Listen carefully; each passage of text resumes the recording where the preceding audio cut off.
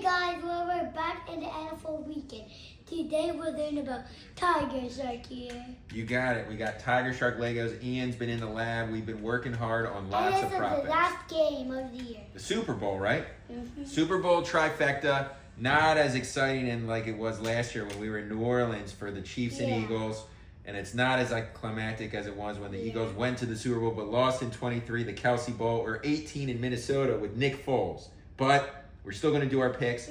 You've been doing all your research. You did the Dark Falcon. Now you're doing the Tiger Shark Lego. So what do we got, Ian? Here we go. First leg of the trifecta. For Rios, what makes the grass grow for football? Blood! All right, here we go. The big game. The line was 4.5 Seattle. 4.5 Seattle. 4.5 point favorite Seattle going us against New England. It went up to 5.5. It's back down to 4.5. Ian and I go back and forth, and I can't believe we're saying it. We believe Seattle's going to win by 10 points. Isn't that right, Ian? So we're saying take Seattle minus 4.5. Say Seattle minus 4.5.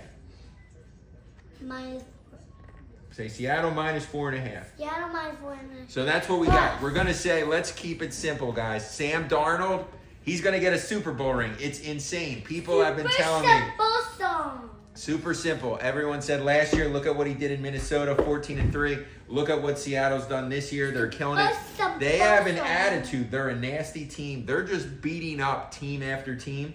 New England's been a good team with an easy schedule. Their defense is not one to just overlook. But Seattle's coached well. They have some really good skilled players. And their defense, they just beat you up, play in and play out. We can't see New England doing it. New England in the playoffs has not been good. They played against a putrid offensive line in the Chargers, only won, 16-3. Then they played a bad C.J. Stroud. They got 4 interceptions, but that's why they won that game. And then they played no quarterback Denver Broncos and won 10-7. They're going to get a buzzsaw of Seattle, but Mike Vrabel's a good coach, so it's going to keep it close. We're looking forward to the skilled players like Stephon Diggs, had some big games in Buffalo and Minnesota. He's going to help him. Mike Vrabel's been to the Super Bowl. He's caught touchdowns as a defensive player. It should be interesting. But the skilled players on Seattle are too good. Sam Darnold has Walker as a running back.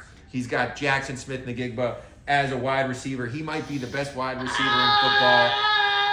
And don't underestimate Cooper Kupp. Don't underestimate Cooper Kupp. He may have this huge game like Odell Beckham when he was playing on the Rams a number of years ago when the Rams beat the Bengals in the Super Bowl. So ultimately, we just have to say Sam Darnold's going to get a Super Bowl ring, just like Jalen Hurts, these quarterbacks. I don't think Sam Darnold is a great quarterback. I actually would rather have Jalen Hurts than Sam Darnold, as crazy as it sounds. But he's playing well. We're going to say Seattle minus 4.5. Seattle minus 4.5. You heard it. Second leg of the trifecta, more fun. The only time we do it, the prop bets. There's so many prop bets. Ian said he's circling. Say Cooper Kupp is what we love. Cooper Kupp is what we love. Cooper Kupp, anytime touchdown. Cooper Kupp over 24.5 receiving yards. Say over 24.5 yards. Anytime touchdown. Stephon Diggs. Say Cardi B's watching. Stephon Diggs, anytime touchdown. Ian said it's both have really good defenses. We expect Sam Darnold to throw at least one pick, and we expect Drake May to throw at least one pick.